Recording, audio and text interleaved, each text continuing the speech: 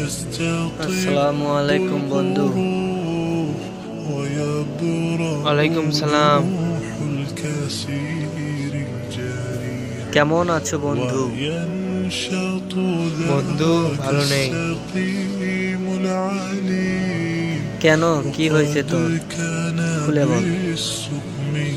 বন্ধু, ঈমান ধরে রাখা বহুত কঠিন হয়ে গেছে। তাহলে একটা হাদিস শোন।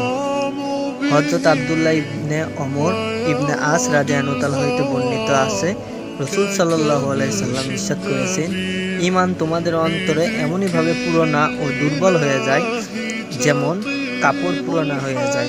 সুতরাং আল্লাহর নিকট দোয়া করো যেন তিনি তোমাদের অন্তরের ঈমানকে তাজা রাখেন। তাহলে আল্লাহর নিকট দোয়া করতে হবে আমাদের ঈমান যেন তাজা রাখেন এবং আমাকে হিদায়াত দান করুন। আমিন।